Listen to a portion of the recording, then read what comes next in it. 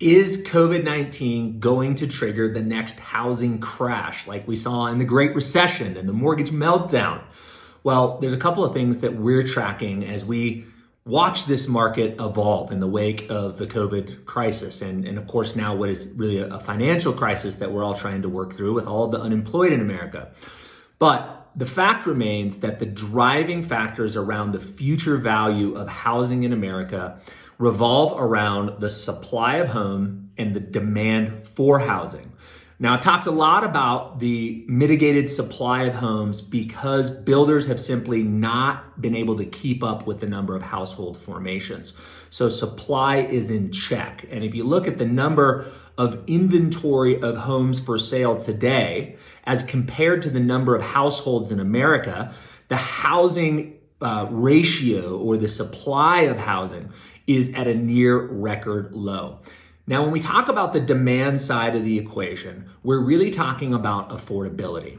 When we talk about is housing affordable or not affordable, that's what people are thinking about when they make a decision to buy a home. There's three things that play into housing affordability. Number one is the mortgage interest rate, obviously. Number two is the mortgage payment as a proportion to your income. So that's like a debt to income ratio. Is it affordable based on your income? So the average income in America would play into, is housing affordable?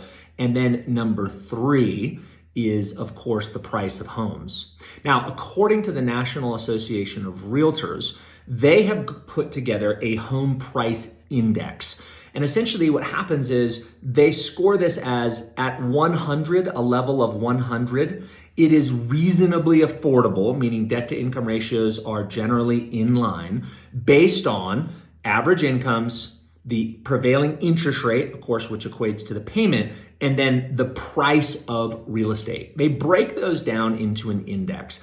And a reading over 100 means reasonably affordable. The higher the number on the index, the higher the index score, the more affordable housing is. Now, if we look back over the last, 30 years from 1990 to 2020, you will see that all the way through about 2007, 2008, this index kind of hovered somewhere in the 120s to 130s, which means that housing was okay affordable. And we'll see during kind of the prelude to the crash, 2005, 2006, 2007, that score really started to come down because home prices really had a run up during that time and interest rates were good, but not fantastic.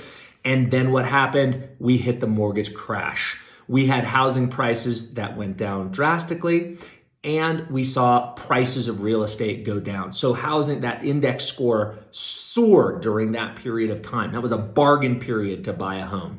But if we fast forward to 2020, what I find is very interesting is, in spite of home prices going up very consistently over the last 10 years, we have a very high affordability score today. Now, why is that? Two reasons. Number one, we've seen Americans' average hourly earnings continue to increase. So the average American is bringing in more money today than they were in 2010. The other factor is we're seeing all-time low interest rates. So even though housing prices are higher than they have been in the past, interest rates are lower and the average American's income is higher. So when we factor those things together, it tells us that housing is very affordable. Now, ask yourself this question.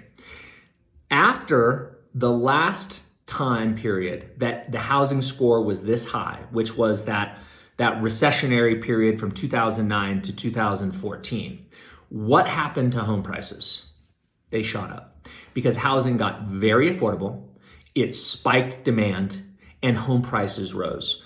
And we believe that is what is likely to continue as we move forward with limited inventory, very affordable housing, and we think demand will continue to outpace the number of homes being built by home builders. Hey, we believe that buying a home should be simple, low stress, and it should be fun.